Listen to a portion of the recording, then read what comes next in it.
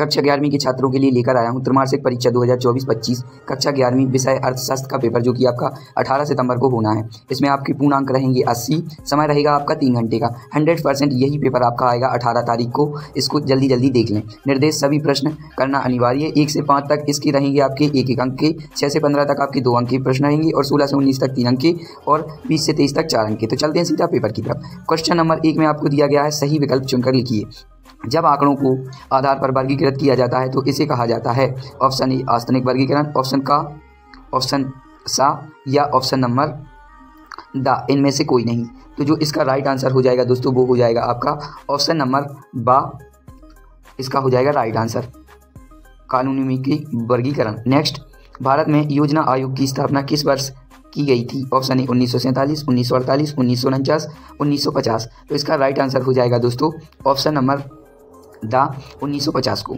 अब चलते हैं नेक्स्ट, सांख्यिकी के जन्मदाता हैं। ऑप्शन मार्शल, एचेनवाल, गाल्टन या बाउले। तो इसका जो राइट आंसर हो जाएगा, सांख्यिकी के जन्मदाता हैं, इसका राइट आंसर हो जाएगा ऑप्शन नंबर बा, एचेनवाल। नेक्स्ट, भारत में जेल सेवा प्रारंभ हुई थी 1983 में, 1863 में, 1873 में, 1853 में, 1883 में। तो जो भारत में जेल सेवा प्रारंभ हुई थी वो हुई थी 1853 में।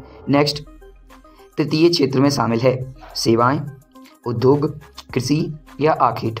तो जो तृतीय क्षेत्र में शामिल हैं वो हैं आपकी ऑप्शन नंबर आ, सेवाएं। नेक्स्ट, निम्न में से कौन सी आर्थिक क्रिया है?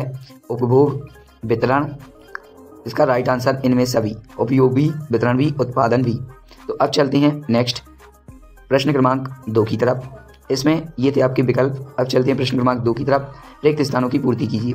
इसमें आपको दिया गया है 6 रिक्त स्थान दिए गए हैं। स्वतंत्रता प्राप्ति के समय कृषि क्षेत्र में उत्पादन का स्तर खाली स्थान था।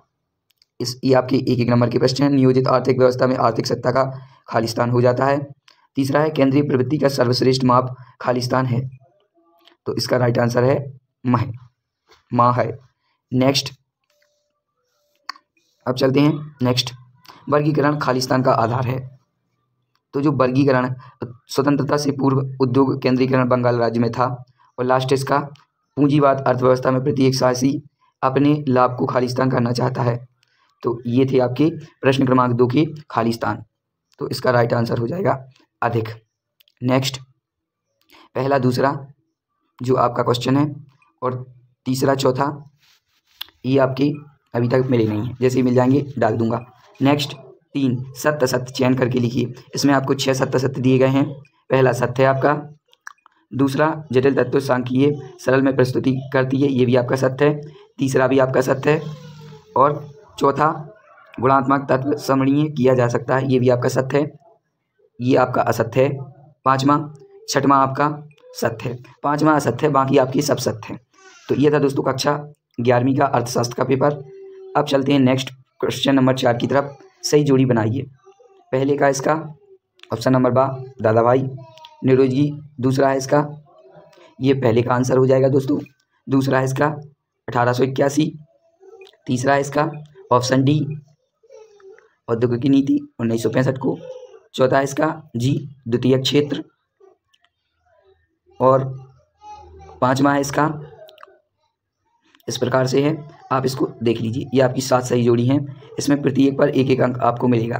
कक्षा 11वीं का अर्थशास्त्र का पेपर है जो कि आपका 18 सितंबर को होना है, उसका रियल पेपर लेकर आया हूं दोस्तों। अगर आप इस चैनल पर नए हैं तो इस चैनल को सब्सक्राइब भी कर लीजिए, क्योंकि बाकी के जो आपके पेपर हैं वो भी इसी चैनल पर अपलोड कर दिए गए हैं। तो जाकर आप उनको भी देख लीजिए और अपने दोस्तों में भी शेयर कीजिए। ये आपकी सही जोड़ी हैं 1-1 नंबर की, क्योंकि 100% यही पेपर आपको देखने मिलने वाला है, यही पेपर आपका आएगा। ये आपकी सही जोड़ी है दोस्तों, तो इसको अच्छे तरीके से रख लीजिए, यही पेपर आपको देखने को मिलने वाला है कक्षा 11वीं का अर्थशास्त्र का। तो ये है आपकी सही जोड़ी, इसको आप पढ़ लीजिए और अच्छे तरीके से आप इसको रट सकते हैं। स्क्रीनशॉट भी आप ले सकते हैं, क्योंकि यही पेपर आपको देखने को मिलने वाला है। अब चलते हैं प्रश्न क्रमांक 5 की तरफ। एक शब्द एक वाक्य में उत्तर दीजिए। ये भी आपको 7 क्वेश्चन दिए गए हैं, प्रत्येक पर आपको 1-1 अंक आवंटित है। पहले का है राइट आंसर प्राथमिक समक। दूसरे का है उस सांख्यिकीय विधि का नाम बताइए जो कम खर्चीली है। तो इसका जो राइट आंसर है वो है प्रति 10 विधि। तो ये दूसरे का राइट आंसर। तीसरे का है भारत में जनसंख्या की गणना के लिए कौन सी विधि अपनाई जाती है। तो इसका राइट आंसर है सर्वेक्षण। नेक्स्ट, वर्तमान में आर्थिक क्रियाओं का मुख्य आधार क्या है? जी हाँ, तो इसका राइट आंसर है उत्पादन। नेक्स्ट, उत्पादन, उपभोग, निवेश। नेक्स्ट है इसका, अर्थशास्त्र का जनक कौन है? Adam Smith. नेक्स्ट, आर्थिक क्रिया से क्या अभिप्राय है? एक वचन में सांख्यिकी को क्या कहा जाता है? तो ये है इसका आंसर। दोस्तों अच्छे तरीके से देख लीजिए, यही पेपर आपको 18 सितंबर को देखने को मिलने वाला है। कक्षा 11वीं का रियल पेपर है दोस्तों, 100% यही पेपर आपका आएगा।